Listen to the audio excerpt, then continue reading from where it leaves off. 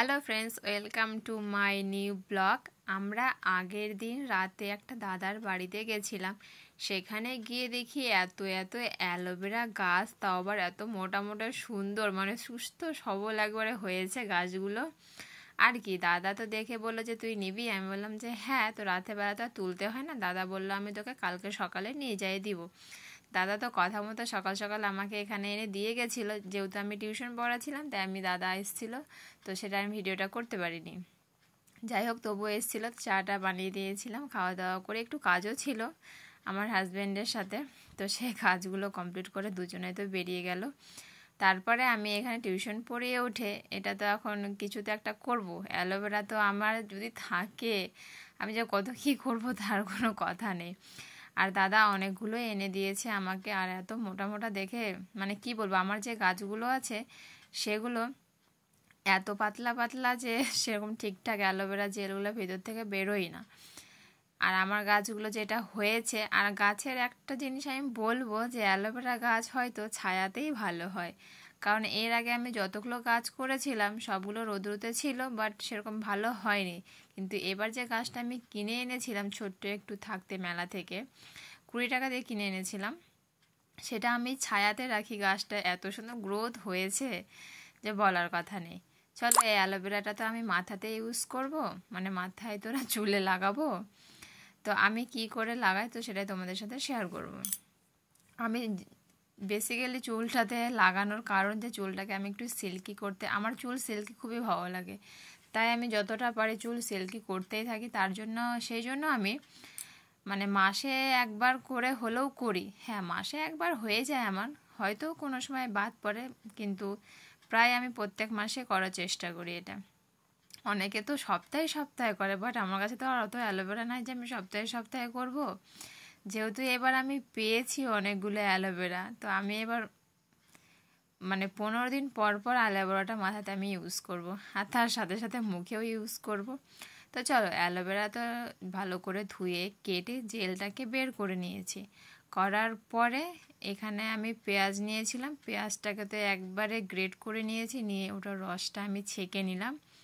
ছাকার পরে একবারে দুটোকে ভালো করে মিক্সড করে তার মধ্যে দেব আমি কোকোনাট অয়েল। তো আমার বাড়িতে যেটা ছিল আমি সেটাই দিয়েছি, সেরকম আর কোনো কিছু অ্যাড করিনি এটাতে। আর যদিও মনে হয় যে করে না অ্যাড, এটাতে আমার মনে হচ্ছিলো একটু কম পড়বে, যখন আছে বাড়তি তো বেশি দিতে অসুবিধা কী, রাখলে তো এমনিতেই শুকিয়ে যাবে।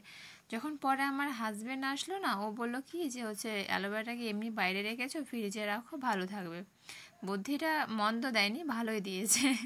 কিন্তু রাখবো আবার কোনো আঠা টাঠা ভরে যাবে নাকি ভয়ও লাগে ফ্রিজে রাখতে, হয়তো কোনো পাত্রে রাখতে হবে বা কাগজে ক্যারি ব্যাগে মুড়িয়ে রাখতে হবে। যাই হোক, এখানে কোকোনাট নারকেল তেল বাংলা দিয়েই বলি, অত ইংলিশ ছাড়ার কোনো ইচ্ছে নেই আমার, তবু বেরিয়ে যায় মুখ দিয়ে। নারকেল তেলটা দিলাম, দিয়ে মিক্সড করলাম। এবার তো আমি ভালো করে চুলে লাগিয়ে নেব। আর এরকম সত্যিকার এরকম ঘন অ্যালোভেরা জেল আমি ফার্স্ট বার আর কি এরকম বের করলাম। যতবার ইউজ করেছি একটু কমই ছিল, পাতলা এরকমটা তো কোনোদিনও হয়নি। আর আমি ভাবছিলাম কি এটা ফেস মাস্ক হিসাবে ইউজ করলেও কেমন হতো, কিন্তু এখানে পেঁয়াজ আর নারকেলের তেল দিয়ে দিয়েছি, তাই আর দিলাম না। নেক্সট টাইম হয়তো ফেস মাস্ক করা যেতে পারে, যেভাবে জেলটা মানে একটু গাঢ় হয়েছিল। যাই হোক, আমি ভালো করে মানে সিঁথি ফাটিয়ে নিয়ে চুলের গোড়াগুলোতে লাগিয়ে দিলাম।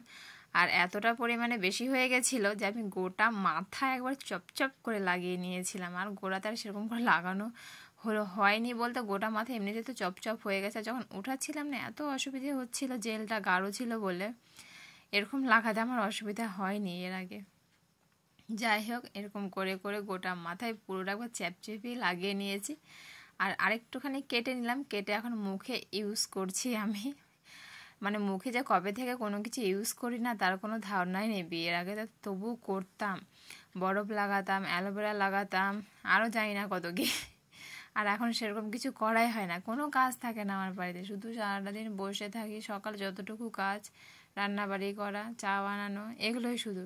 সারাটা দিন বসে থাকলাম, ওই যে বসে থাকলাম, একবারে রাতে রুটি বানাবো, কোনো কাজ নেই, সারাদিন বসে বসে টাইম পার। ভাবি কোনো যদি কাজও করতাম তবুও তো কাজে দিত, কিন্তু কোনো কাজ করতেও ভালো লাগে না।